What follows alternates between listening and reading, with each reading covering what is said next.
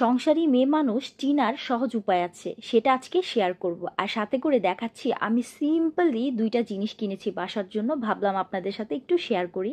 অনেক দিন আগেই এই ভিডিওটা করে রাখা ছিল, তো ভিডিওটা শেয়ার করব করব করে না করা হচ্ছিল না, তো ভাবলাম আজকে একটু শেয়ার করি। তো প্রথমে আমি যেটা আমার হাতে দেখতে পাচ্ছেন সেটা হচ্ছে একটা ফলের জন্য ঝুড়ি বা আরও সবজি জাতীয় কিছু রাখা যেতে পারে, এটা আমি নিয়েছিলাম।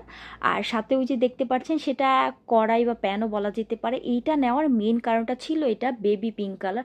আমার না পিঙ্ক কালার যে কোনো জিনিসই ভালো লাগে, সেটা রান্নাঘরের জিনিস হোক, ড্রেস আপ হোক বা বাসার অন্য কিছু হোক। আর মিষ্টি কালারও খুবই ভালো লাগে আমার। যাই হোক, তো এই দুইটা আমি নিয়েছিলাম। তো সংসারী মেয়ে মানুষ চিনার সহজ উপায় আছে।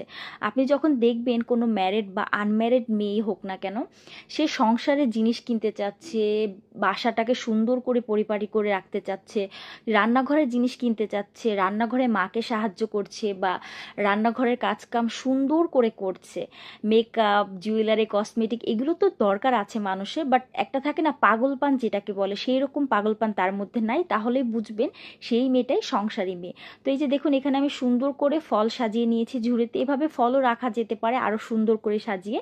আবার এরকম আলু, পেঁয়াজ, রসুন, আদা, শুকনা জিনিসও কিন্তু রাখা যেতে পারে। তো এই যে এই দুইটাই ছিল আমার সাধারণ জিনিস, আপনাদের সাথে শেয়ার করলাম। সবাই ভালো থাকবেন, আল্লাহ হাফিজ।